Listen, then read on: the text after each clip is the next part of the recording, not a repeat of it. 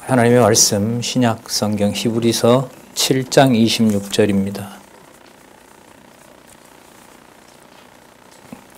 히브리서 7장 26절입니다.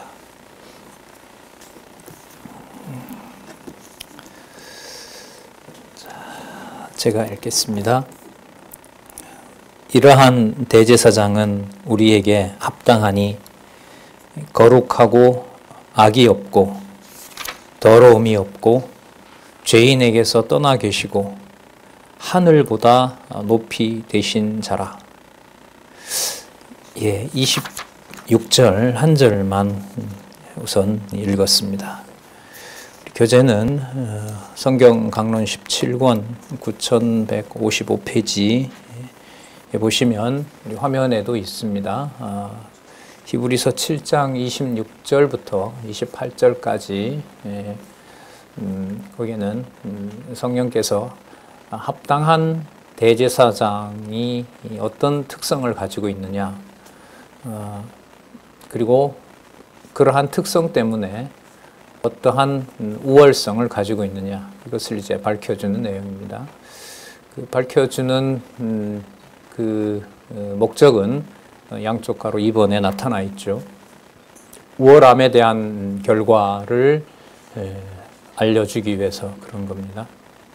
그럼 저기 우월함은 뭐냐 하면 한쪽 가로 1번에 가시면 7장 전체가 예수님께서 하신 사역 중에 제사 사역, 그 제사 사역의 우월성이 무엇인지를 알려주고자 하는 겁니다.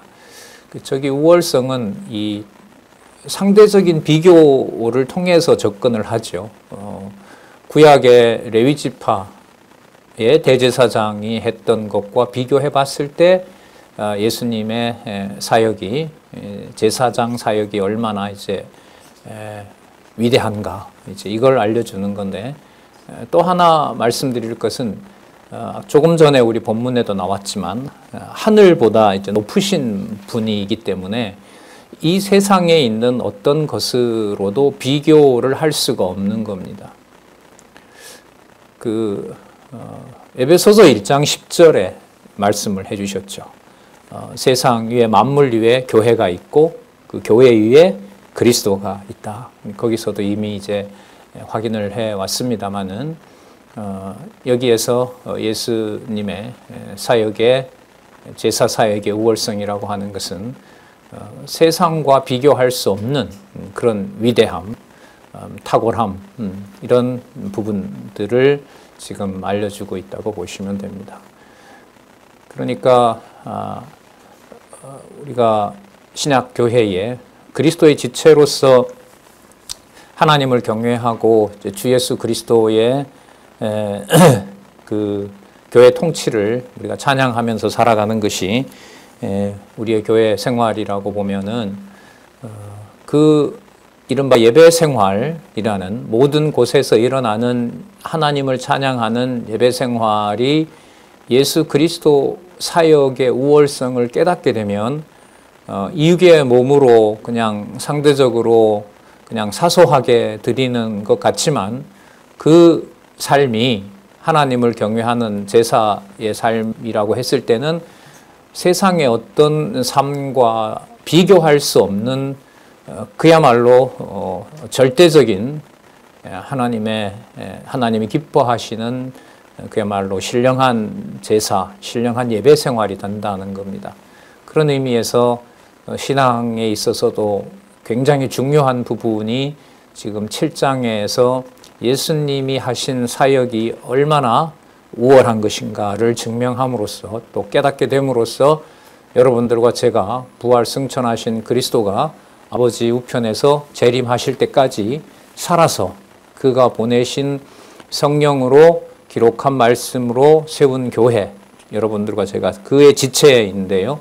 그 자녀들이 살아가는 삶이 어떤 다른 삶과 비교할 수 없는 그런 삶이 된다는 것으로 우리가 받아들일 수가 있거든요. 그렇기 때문에 7장에 나타난 예수님의 제사 사역이 얼마나 놀라운 것인가를 깨닫는 것은 실질적인 신앙생활에 있어서도 너무나 중요한 거죠. 그리고 이것은 이제 히브리서의 주제인데 유대주의를 경계하게 하시는 겁니다.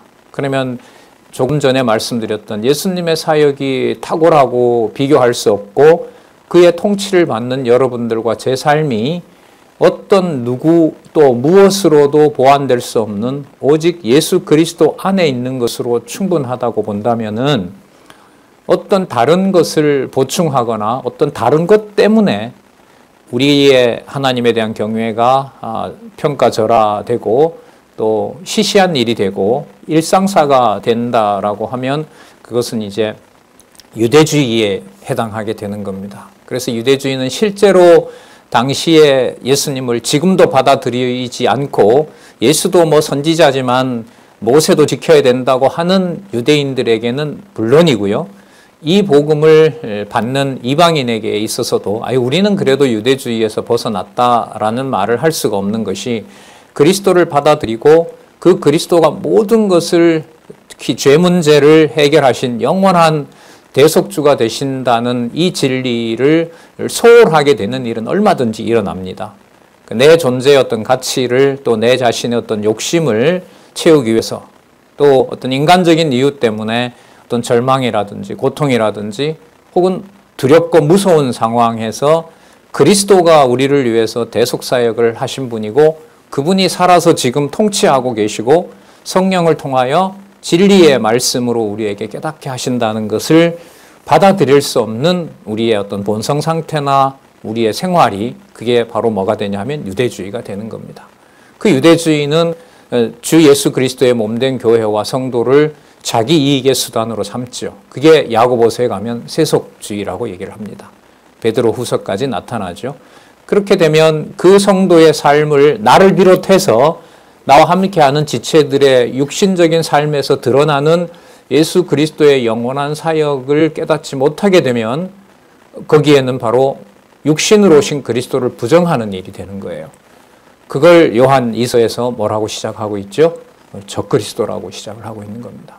그래서 지금 유대주의에 대한 경계에서부터 세속주의에 대한 배격, 적그리스도 배척까지 가는 이 히브리서에서부터 유다서까지 요한 1, 2, 3서 유다서까지의 내용은 매우 중요한 신앙생활에 있어서 실질적인 것입니다. 기록한 말씀도 너무너무 놀라운 차원이기도 하지만은요, 그 말씀을 등한히 할 수밖에 없는 우리의 본성 상태로 보면 이 기록한 말씀의 내용을 오늘 따라가 보는 것은 매우 매우 중요합니다. 자, 우리가 지난 시간에 7장 15절부터 우리가 25절까지 예수 그리스도의 제사 사역의 우월함을 우리가 살펴봤는데요. 잘 아시고 또 우리가 확인을 했습니다마는 두 군데를 보고 핵심 개념을 연결하면서 조금 전에 살펴봤던 26절부터 그렇게 하도록 하겠습니다. 연결 지어서 설명을 또 드리도록 하겠습니다. 7장 먼저 16절에 보면 멜기세덱의 반차를 따르는 멜기세덱은 레위 지파가 아니죠. 유다 지파입니다. 유다 지파로 왔다고 얘기를 합니다. 그럼 이때 유다는 혈육이 아니냐라고 얘기를 할 수가 있는데 이 혈육이 아닌 것을 혈육을 초월하는 육의 몸을 입고 왔기 때문에 육신으로 온 건 맞지만 그 육신에 얽매이지 않는 레위 지파 계열이 아닌 왕손으로 왔다. 왕으로 오신 분이다. 샬렘 왕이라 그러고 평강의 왕이라고 얘기를 하잖아요. 그걸 우리가 다른 한 예를 들자면은 어디 예를 우리가 잠시 생각해 볼 수 있냐면 마태복음에는 예수님께서 아브라함에서 다윗, 그 다음에 다윗을 통해서 요셉의 아들로 예수님을 소개해요. 그야말로 육적인 유다 전통이죠. 그런데 누가복음 3장에 가면 족보가 이제 거꾸로 올라가는데 그 마리아의 계열을 통해서 갑니다. 마리아의 계열은 그 선지자 계열이고 제사장 계열에 이게 가깝거든요. 그 왜 예수님의 이모가 엘리사벳이고 그의 남편이 세례 요한의 아버지고 제사장이었잖아요. 그러니까 이 제사장 계열에 어쨌든 연관이 되어 있는데 마리아의 예수님의 그 육신의 어머니인 마리아의 족보를 거슬러 올라가면 다윗을 가기 전에 다윗에게 가기까지 다윗부터는 마태복음하고 똑같아요. 다윗에서부터는 아담까지 가서 이제 하나님 이렇게 연결이 되는데 다윗 직전에 누가복음에는 누가 나오냐면 나단이 나와요. 나단이.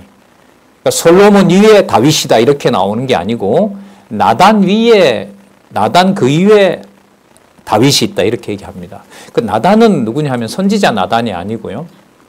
솔로몬의 동생입니다.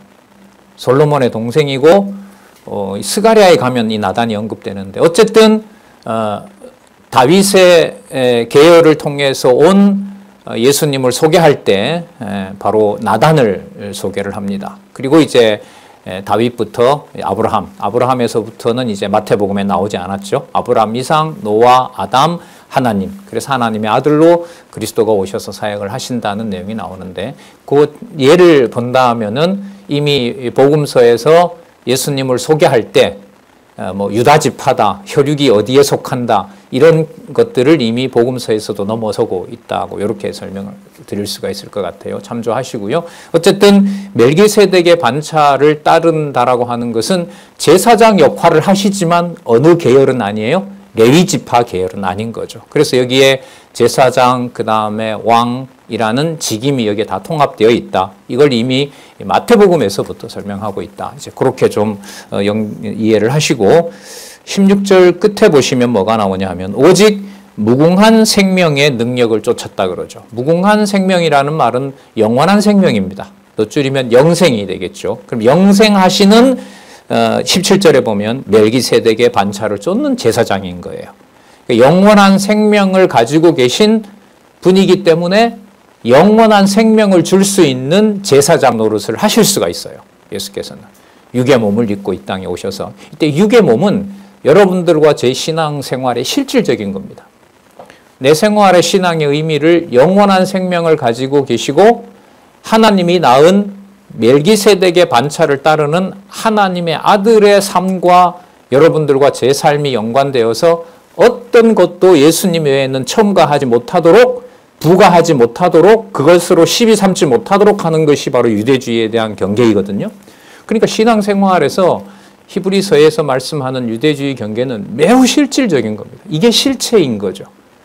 그게 아니고 이제 눈에 보이는 것으로 이제 가게 된다면 인간의 욕심이라든지 인간의 어떤 이해관계 속에서 나와 가정과 형제와 지체들을 이제 평가하는 일이 벌어지는 겁니다. 그게 아까도 말씀드렸지만 적그리스도와 연결이 되는 거예요. 좀 설명이 길어졌는데 자, 무궁한 생명의 능력을 가지고 계신 영원한 제사장이신 그리스도.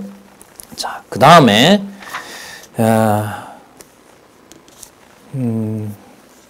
24절을 보시면은요.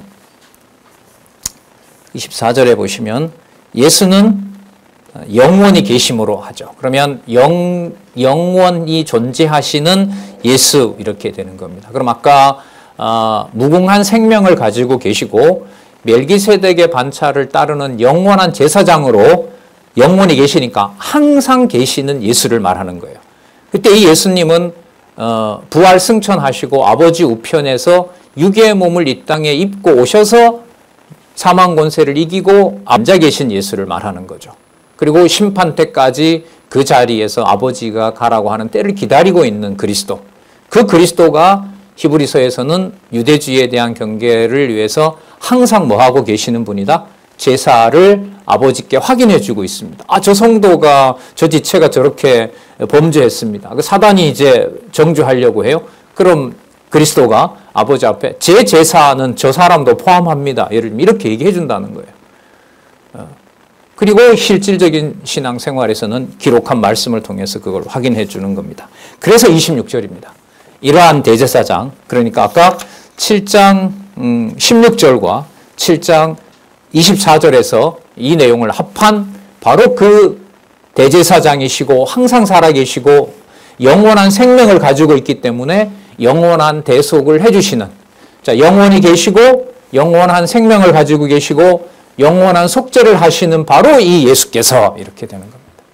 그래서 우리 오신 분들은 우리가 일주일 만에 한번 보니까 이렇게 좀 연결을 하고 하기 때문에 좀 서론이 좀 길어져도 이해를 해주시기 바랍니다. 이러한 대제사장은 우리에게 합당하니, 이때 우리는 이 땅에 살아서 존재하고 있는 그리스도의 지체를 말하는 겁니다. 그러면 이때 우리가 단지 우리의 육적인 몸을 가지고 있는 우리를 얘기하는 걸까요?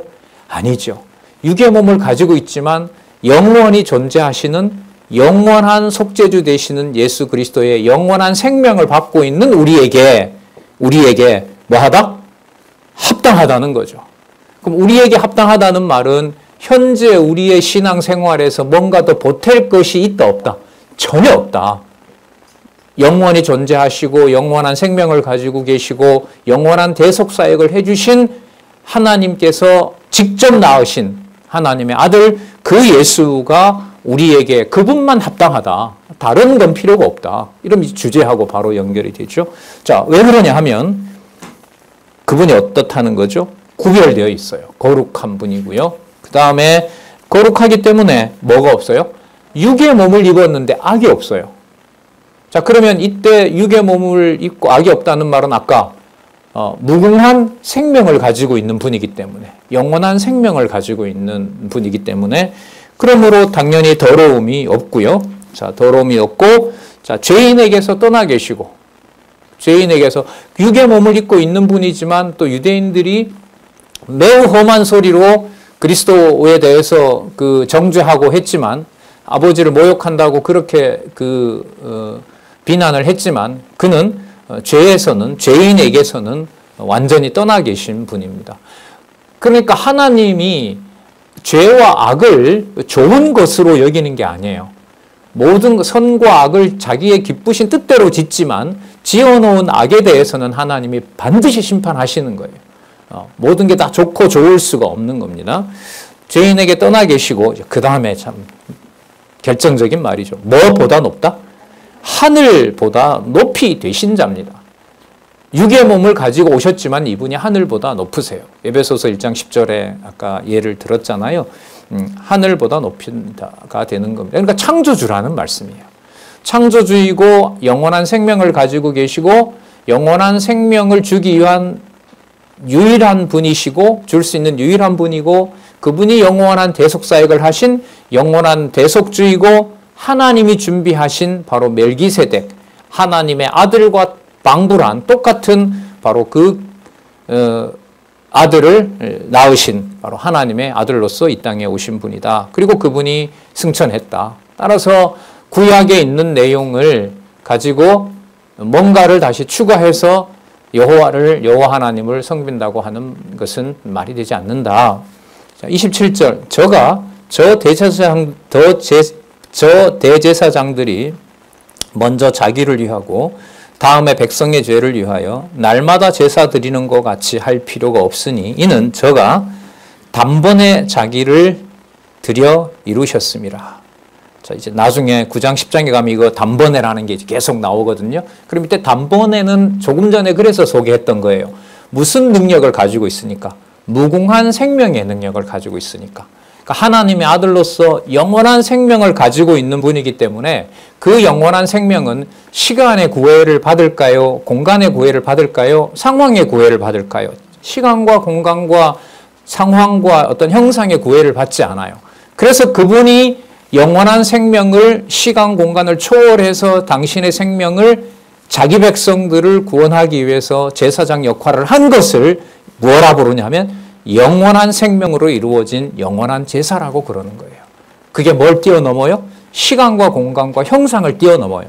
그 레위 지파의 어떤 구체적인 3000년 전에 드렸던 3500여 년 전에 우리 기준으로 보면 그 제사를 물질적으로 드리건 안 드리건 간에 그 모든 걸 뛰어넘어서 영원한 생명을 주시는 대제사장 사역을 하시는 거예요. 자, 그걸 여기서는 뭐라고 하냐면 단번에 자기를 들여서 이루셨다, 성취하셨다, 완성하셨다는 겁니다. 그래서 이 하나님의 아들로서 영원한 생명을 가지고 하나님이 준비해 놓은 계열을 따라오신 영원한 대제사장이신 영원한 대속사역, 이것에 대해서는 어떠한 것도 다른 무엇으로 대체하거나 또 바꾸거나 또 보충할 수가 없는 바로 그 제사를 드린 분이다. 이분이 바로 예수님이고 그 제사의 사역은 다른 어떤 것과 비교할 수 없다. 이게 이제 7장 지금 15절에서부터 28절까지 나타납니다. 자, 그 다음 또 중요한 개념이 나오는데요. 자, 율법은 약점을 가진 사람들을 제사장으로 세웠거니와, 그래, 단번에 드릴 수가 없는 거예요, 이 사람들은. 그러니까 계속해서 낳고 하는 거죠. 그러면 낳고 또 낳고 하는 그 육적인 계열을 따라서 오는 것은 어디까지나 단번에 이루어 주셔야 된다라는 필요성이 계속 강조되는 거예요. 저렇게 계속해서 이어서 우리 죄를 사해 주기 때문에 참 레위인들이 드린 제사가 다행이구나. 그래서 우리가 레위인의 제사를 또 따라가자. 이런 각도로 보는 게 아니라 육의 몸으로 제사를 계속 드리게 된 것은 이 모든 것을 누가 단번에 끝내주셔야 이 불안한 제사가 다 완성되는데, 그 제사를 드릴 때마다 이걸 빨리 하나님께서 그리스도를 통하여 한 번에 다 완성해 주기를 애타게 기다리는 행위가 바로 뭐였다? 레위 지파를 통해서 계속해서 육적으로 제사를 드린 행위였다. 근데 그게 끝났는데 그 제사를 다시 그 사람들도 기다렸던 게 성취됐는데, 레위 지파가 기다렸던 것도 성취됐는데, 그걸 다시 쫓아가려고 하는 것은 예수 그리스도를 무효화시키고 예수 그리스도의 제사를, 영원한 제사를 받아들이지 않겠다는 거다. 그러므로 그 삶에서 바로 자기가 그리스도가 한 일을 부족하다고 여기는 일이 되는 것이다. 그러니까 이건 하나님의 뜻에 위배가 되는 것이고, 이 히브리서 저자의 전체 이 기록으로 봤을 때 그건 그야말로 그리스도를 짓밟는 일이 된다. 이게 이제 히브리서의 또 다른 부분에 나왔었잖아요. 단번에 자기를 드려 이루셨음이니라. 28절에 보면 율법은 약점을 가진 사람들을 제사장으로 세웠거니와 율법 후에 하신 맹세의 말씀은, 율법 후에 하신 맹세의 말씀은 이거 예레미야 3장 1절에서부터 3절 근거 구절 메모하시고요. 자, 율법 후에 하신 맹세의 말씀은 그럼 누가 누구에게 하신 말씀일까요? 이건 여호와 하나님이 레위와 한 걸까요? 모세와 한 걸까요? 아니죠. 하나님 자기 자신에게 맹세하신 거예요. 왜냐하면 모세와 아론을 통해서 맹세하는 것이 아까 약점을 가진 자를 세우는 거기 때문에 내가 이어서 계속해서 레위 지파의, 아론 지파의 대제사장을 내가 계속 세우겠다고 하나님이 맹세하는 것은 하나님의 어떻게 보면 자신의 모순인 거죠. 그게 불완전하기 때문에 맹세해서 이들과 다른 제사장을 세워주셔야 돼요. 그 말이 뭐냐면 율법 후에 하신 맹세의 말씀은, 여러분 이 증거가 뭐냐면 선지서 전체입니다. 선지서 전체예요. 여러분 이사야가 그 전하는 내용의 주제가 때리고 싸매심이잖아요. 그러니까 육적인 모든 것들을 하나님이 전부 다 뭐 한다? 없앤다는 얘기예요. 그리고 흩어버리고 멸하해버리고 그다음에 흩어버리고 패망시켜버리고, 그린 후에 선지서 구조죠. 두 구조가 되어 있잖아요. 패망과 어떤 구조? 회복 구조. 그 회복하시겠다는 주체가 아브라함의 혈통을 따르는 육적으로 하신다는 게 아니잖아요. 내가 세울 것이고 내가 만들어낼 것이고 내가 왕이 될 것이고 내가 아버지가 된다는 거였거든요. 그래서 여러분 여기 율법 후에 하신 맹세의 말씀의 근거를 찾는다 이러면 이사야부터 말라기 전체를 보시면 돼요. 거기 쏟아지죠, 사실 들어가서. 자, 그러면 율법 후에 하신 맹세의 말씀은 하나님께서 자신이 만족스러운 제사를 받으실 수 있도록 자신에게 다시 맹세하신 그 말씀은, 자, 결과 보실까요? 어떤 아들을 세우신 것입니까? 영원히 온전케 되신 아들입니다. 뭐 이보다 더 좋은 표현이 있을 수 없죠. 영원히 완벽한. 그럼 아까 우리가 이제 그래서 이 개념들을 연결을 시켜보자는 거였어요. 어떤 능력을 가지고 계시죠? 무한한 능력을 가지고 계시고, 자, 처음부터 영원히 존재하시고, 또 무궁한 영원한 생명을 가지고 계시고, 영원한 생명을 줄 수 있는 대속사역을 하시는 분이고, 이게 28절에 오면 한마디로 그 존재와 하시는 사역과 능력을 다 합하면 영원히 뭐 하게 되신 온전케 되신 아들, 이렇게 되는 겁니다. 그 신앙생활에서 히브리서에 소개한 다른 개념도 좀 그렇지만 우리가 이런 신앙생활에서 가정이든 이 성도님들 간의 교제든 또 우리 문화가 뭐 아직 세미나 문화는 아니기 때문에 성도님들하고 이렇게 진리의 말씀을 나눌 수 있는 그런 지금 여지는 사실 지금 좀 굉장히 부족한데 교회 학교에서 이제 애들이 선생님으로부터도 좀 거의 이제 일방적으로 받고 있고 그래서 이렇게 서로 이야기하는 시간은 참 매우 부족해서 인간적으로 매우 아쉽습니다만은 어쨌든 말씀드리고자 하는 것은 영원히 온전케 되신 아들이라는 이런 개념들이 이게 신앙생활에서 너무나 중요한데 그 개념들을 통해서 우리가 진리 안에서 교제하는 일이 앞으로 좀 풍성했으면 좋겠다 이런 생각을 많이 합니다. 물론 다른 개념도 마찬가지고요. 그래서 제가 아까 그런 개념을 자꾸 좀 반복해 보는 거죠. 영원히 존재하시고 영원한 생명을 가지고 계시고 영원한 생명을 오직 줄 수 있는 영원한 대제사장이시고 그분이 영원히 온전케 되신 바로 아들 누구다? 예수다.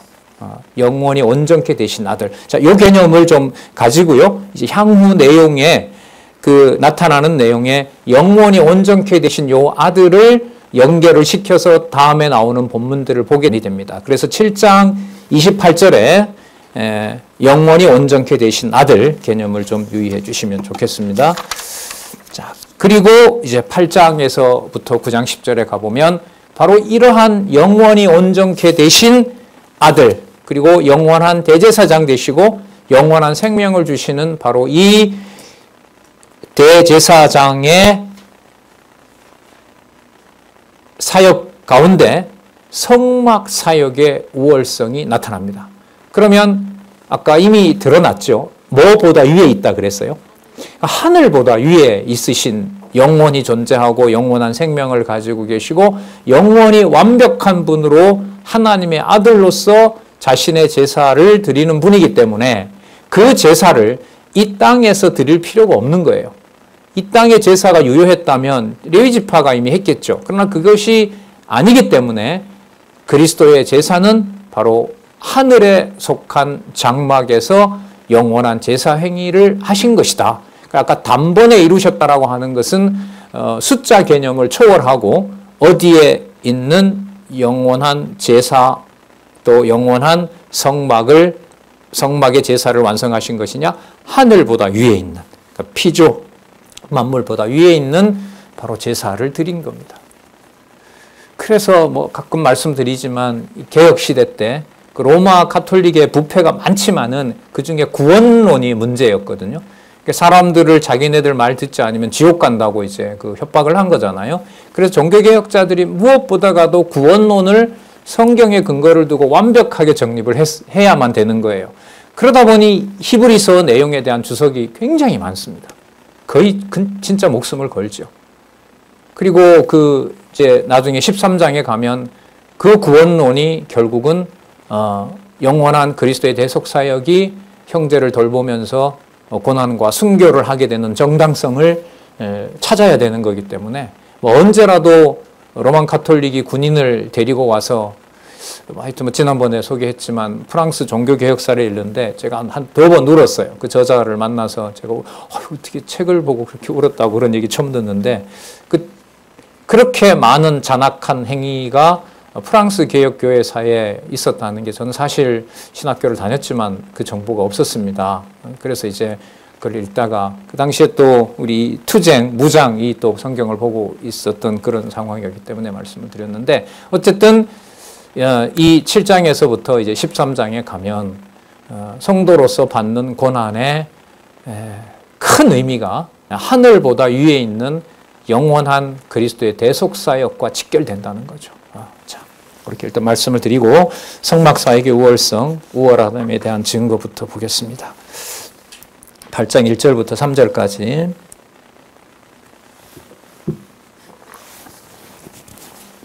이제 하는 말의 중요한 것은 이러한 대제사장이 우리에게 있는 것이라. 눈에는 보여요? 안 보여요? 승천했으니까 안 보이잖아요. 그런데 뭐 했다 그래요? 있는 것이라고 했죠. 왜 있어요? 아까 그 내용들이 나왔잖아요. 영원히 계시니까. 영원히 계시고 뭘 가지고 계시고? 영원한 생명을 가지고 계시고 생명의 능력은 영원한 대속사역으로 드러나고, 그걸 아까 우리 28절에 뭐라고 그랬어요? 어떻게 하신 아들? 영원히 온전케 되신 아들. 영원히 온전케 되신 아들. 요 개념 꼭 기억을 하시기 바랍니다. 영원히 온전케 되신 아들. 자, 그 아들이 우리에게 있는 거예요. 존재하고 계신 거죠. 성령을 통해서 여러분들과 제 안에 거하고 계시는 거예요. 내주하고 계신 겁니다. 그래서 그 내주하고 계신 사실을 성령 세례를 통해서 깨달은 마음으로 그를 보지만 하늘에 속한 영원한 존재인 그리스도와 만나고 있는 거예요. 신비한 상황이죠. 이러한 대제사장이 우리에게 있는 것이라. 자, 그분을 소개합니다. 그가 하늘에서, 아까 하늘보다 위에 있었으니까 하늘에서 위엄의 보좌 우편에 앉으셨느니라. 위엄의 보좌는 누굴까요? 아버지 하나님. 자신을 낳은 아버지의 보좌 우편이라는 말은 여러분 통치권의 최고이죠. 우편에 앉으셨으니. 여러분 요 내용 주석에 소개 안 했나요? 예. 내용의 구체적인 근거 구절이 나오죠. 마가복음 16장 19절. 예. 승천하셔서 아버지 우편에 앉으셨다. 자, 마가복음 16장 19절 참조하시고요. 성소와 참 장막에서 볼까요? 부리는 자라. 여러분 이 부리는은 그 주석에 설명을 하고 있죠. 레이트루고스라는 헬라어인데요. 사역자, 경배하는 자, 봉사하는 자 이겁니다. 그러니까 번역 이건 잘못된 거예요. 성소와 참 장막에 부리는 자다라는 말은 당신이 봉사하고 있는 경우라고 할 수 있죠. 이런 의미에서는 되겠네요. 당신이 대제사장이니까 과거의 아론 지파의 대제사장들이 다른 레위 지파들이 무슨 일을 하는지 뭐예요. 다 알려주잖아요. 그런 것처럼 그리스도께서 성소와 참 장막에서 모든 당신이 대제사장이시니까 모든 제사가 원활하게 되도록 뭐예요? 부리면서 당신이 봉사하는 대제사장으로 존재하신다. 그렇게 보면 가능하겠네요. 자, 어쨌든 주체는 당신이 봉사하는 자라, 영원한 대속사역을 하는 자라. 자, 이 장막은 주께서 베푸신 것이요. 여러분 이 주가 여호와입니다.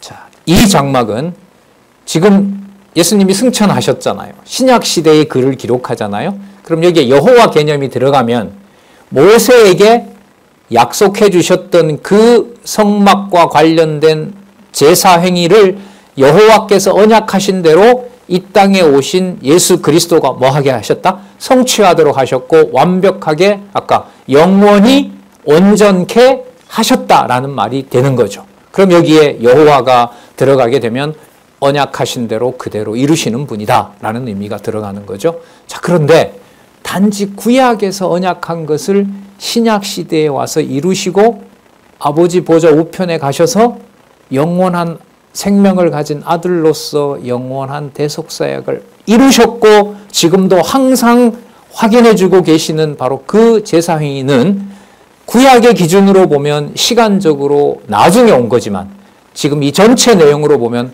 그 영원한 제사장으로 하나님이 아들을 언제 벌써 완벽하게 만들어 놓으셨다? 성막과 함께 창세 전에 이렇게 되는 겁니다.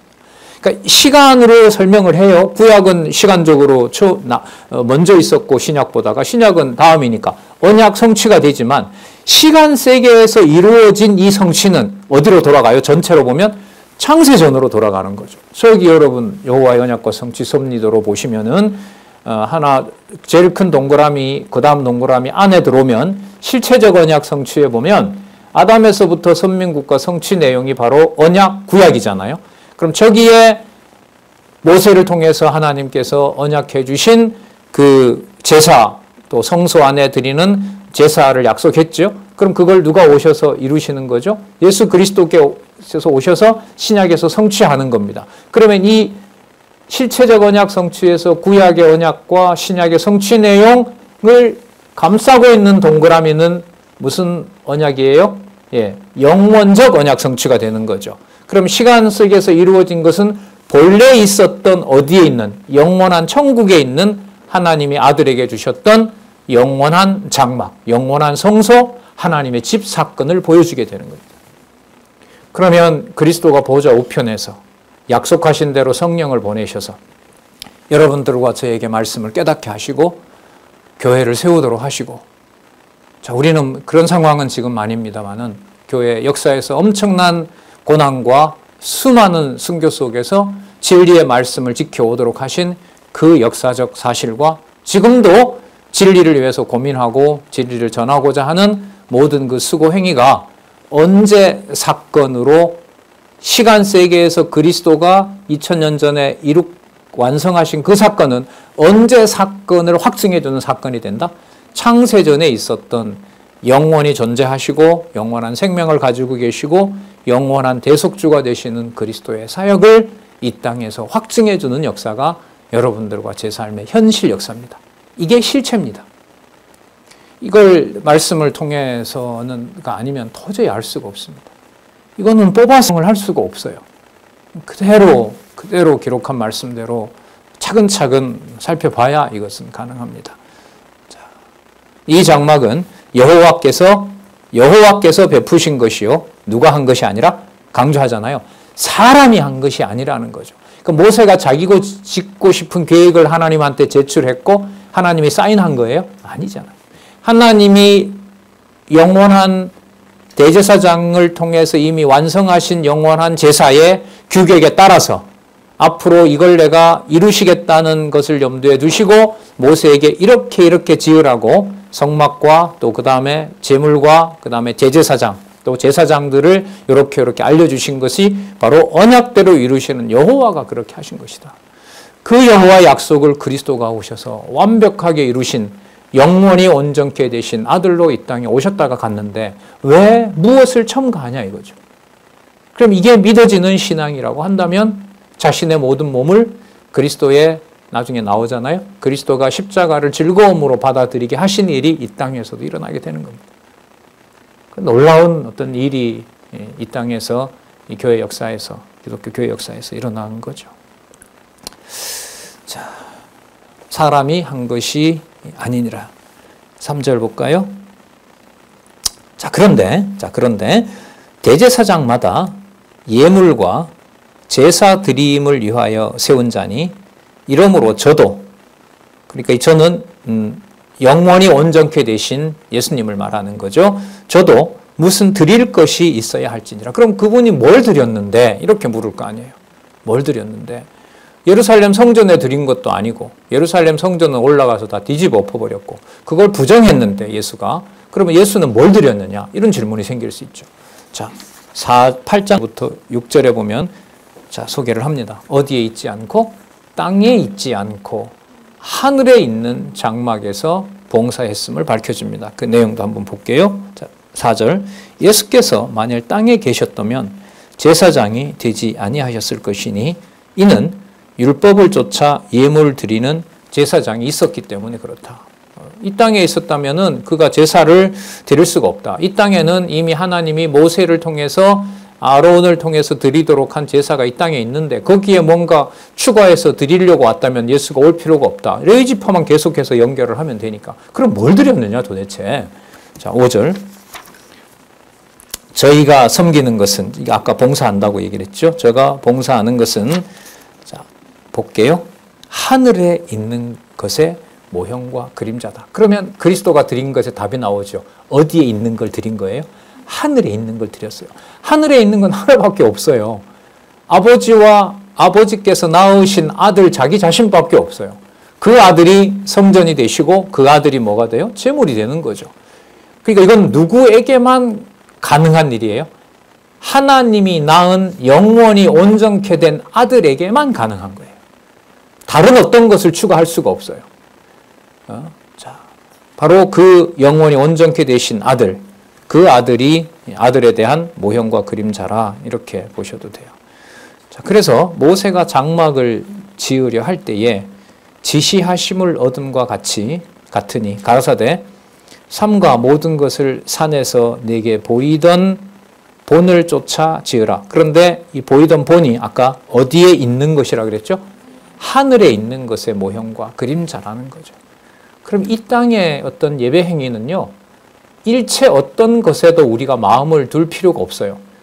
그럼 거기에 뭔가 귀중한 것의 가치를 둬버리게 되면 하늘에 있는 것에 대한 것을 내가 생각하는 것으로 뭐 하게 돼요? 바꿔버리는 거예요.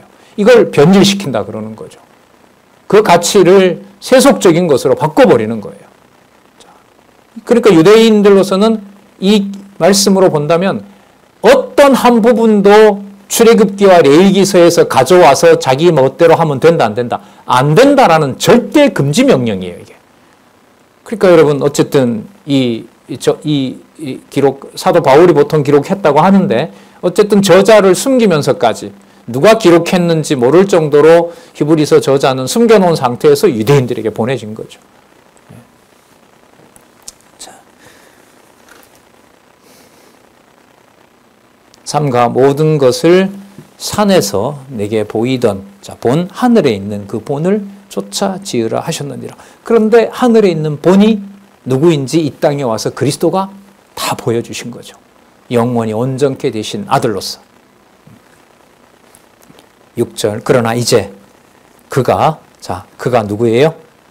아까 우리 7장 28절을 좀 쓰면은요. 그가 영원히 온전케 되신 아들. 영원히 존재하시고 영원한 생명을 가지고 계시고 영원한 생명을 주시는 영원한 대제사장이고 그래서 아버지 앞에서 영원히 온전케 되신 하나님의 아들. 자, 이렇게 연결을 하시고 자, 그가 더 아름다운 직분을 얻으셨으니 그 비교할 수 없는 우월한 직분을 얻으셨으니 이는 더 좋은 약속으로 세우신 더 좋은 언약의 뭐가 돼요? 중보가 되는 거예요. 중보가 된다는 말은 중요합니다. 대제사장으로서 생명을 여러분들과 저에게 주는 행위가 있어야 되는데 그 행위가 뭐기 때문에? 중보기 때문에. 그럼 제물을 뭘로 드렸어요? 자신이 중보자가 되시고 대제사장이 되시고 당신이 중보의 제물이 되신 거죠. 대속 제물이 되어주신 거예요. 그래서 일체 우리 생활에서 진리의 말씀 외에는 누구에게라도 어떤 것으로 서로 비치게 하면 안 되는 거죠. 이런 면에서 보면. 그게 뭘 막아버려요? 영원히 온전케 되신 예수의 사역을 가로막아버려요. 그 사람과의 관계가 어떤 세속적인 관계로 연결이 되어버리면 근데 이건 사람이 할 수가 없습니다. 이 육의 몸으로 이 땅에 사는 동안에 영원히 온전케 되신 예수 그리스도의 그 교회를 그 교회의 중보자, 유일한 중보자 되시는 그리스도를 보고 살아가는 것이 여러분들과 제가 받은 말씀으로 관리할 수가 있다면은 기록한 문자로 두고 레위지파처럼 당시의 이스라엘 유대 백성들처럼 가지고 내가 사용하면 되죠. 때로는 공부하다 보면 최소한 좀 여지를 주고 우리가 할 수 있는 거 하나님 허락해도 되지 않나 이런 반감이 생길 정도로 완벽하게 그리스도가 해놓은 더 좋은 언약의 중보자가 되신 것은 이때 언약은 단지 모형인 레위지파에게 한 언약을 말할까요? 영원한 언약, 창세전 영원한 언약을 말하는 걸까요?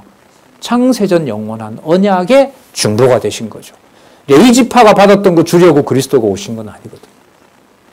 그러면 여러분 이 유대주의라고 하는 것이 지금 7장 한 중간쯤 왔는데 얼마나 이 경계해야 될 내용인지 우리가 여기서 또 한번 확인할 수가 있죠. 그러니까 그리스도가 영원히 온전케 되신 아들이 중보자가 되신 성도라고 해 당시의 로만 카톨릭이요. 한 400~500년 전에 거기에 어떤 뭔가 돈을 내야 된다, 뭘 해야 된다는 조건을 붙여서 구원을 얘기하는 것은 절대로 용납이 될 수가 없는 겁니다. 그래서 일체 여기에 대해서 개혁자들은 타협을 하자고 그래요. 왜냐하면 카톨릭하고 싸우지 않아야 편안하게 살 수 있으니까. 그러다 보니 이른바 온건파의 개혁자들은 카톨릭의 그건 어느 정도 좀 받아들이자. 미사 한번 참석해주자. 그거 가지고 경멸을 합니다. 하지만 그렇게 됐을 때 또 우리는 천년 부패한 시대로 돌아간다고 해서 목숨을 걸고 다른 개혁자들을 그냥 사단의 그 노예가 됐다고 질타하면서 엄청난 논쟁들이 생기기도 합니다. 역사적으로 보면. 마찬가지죠, 지금도. 영원히 온전케 되신 아들의 대속사역을 배제해버리고 어떤 교회 생활의 또 다른 부분을 제시하고 알려주고 그걸 뭔가 법화, 제도화한다고 하는 것은 히브리서에서 얘기했던 유대주의로 바로 들어가는 겁니다. 근데 이게 일상사에서 하나님께서 그리스도께서 대제사장이 되셔서 보정해 주지 않으면 우리 생활도 이 부분에서 절대로 벗어날 수가 없는 겁니다. 그러니까 진리의 말씀을 깨달은 사람의 어떤 태도 중에 하나가 너무나 귀하지만 어떻게도 할 수 없는 하나님 앞에서의 두려움과 경외가 있는 겁니다. 그래서 나중에 13장에 가면 진리를 전하는 자들을 잘 따르라고 하면서도 동시에 뭘 얘기를 하냐 하면 두려움과 떨림으로 그 진리의 말씀 앞에서 자신을 경계하라고 하는 것으로 히브리서가 끝나는 겁니다. 진짜 어떻게 보면 크리스탈, 수정 아주 얇은 청명한 소리가 나는 크리스탈과 같은 거겠죠. 그러나 청명한 소리가 나지만 조금 힘을 가해버리면 뭐하는 깨져버리는 그런 어떤 느낌이 드는 것이 바로 그리스도가 통치하고 계신 교회라고 보시면 됩니다. 그게 바로 여러분 투쟁에 처음 소개하고 있는 바로 유대주의인 겁니다. 자, 더 좋은 약속으로 세우신 더 좋은 언약의 중보이시더라. 더 좋은 약속, 아까 이사야에서부터 선지서 얘기를 했었잖아요. 거기에 보면 이제 구체적인 약속을 하세요. 자, 이제 내가 만들 것이고 아버지가 될 거고 내가 왕이 될 거고 내가 신비에다 새겨놓을 거고 누가 공부하라고 하지 않아도 마음에서부터 벌써 너희가 나를 알 것이고 그런 얘기를 구약이 끝날 무렵에 얘기를 해주세요. 그리고 그게 도대체 무엇인가 봤는데 그러면 헤롯이 80년 동안 지었던 그런 웅장한 성전이라는데 그게 아닌 거예요. 그리스도 그 한 몸에 영원히 온전케 되신 아들로 오셔서 자신만 영원한 제사장 된 게 아니라 그 언약을 아까 중보자가 되셔야 되니까 그 영원한 생명을 누구에게? 유대인들에게 예루살렘에서부터 땅끝 이방인에게 다 주셨다는 거죠. 이런 면에서 여러분 성도의 가치는 진짜 언터처블해요. 어떻게 보면 내가 나도 못 건드려요. 그 말은 함부로 신앙생활이 배워보니 뭐 성경 공부가 뭐 해보니 뭐 예를 들면 별것 아니다. 언제까지 공부해야 되느냐?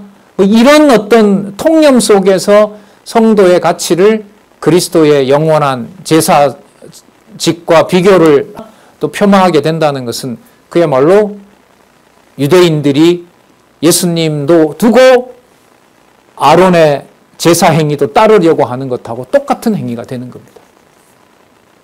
영원히 온전케 되신 그리스도의 영원한 대제사장 사역의 그 중보는 이방인 성도에게도 어떠한 것도 요구할 수 없도록 완벽하게 이루어진 하늘에 속한 하늘보다 높으신 그리스도의 사역의 역사가 드러나는 겁니다. 그런 관점으로 각자 성도가 볼 수 있도록 하는 역사가 교회 역사에서 많았고요. 지금도 이 진리의 말씀을 통해서 사람을 보지 않고 영원한 중보자 되시는 그리스도의 허물이 드러날 때마다 그리스도의 영원한 제사 사역을 보게 하시는 역사가 바로 유대주의를 경계하게 하는 우리의 실질적인 신앙생활이라고 저는 생각을 합니다. 예, 우리 잠시 쉬셨다가요. 11시에 8장 7절부터 다시 보도록 하겠습니다.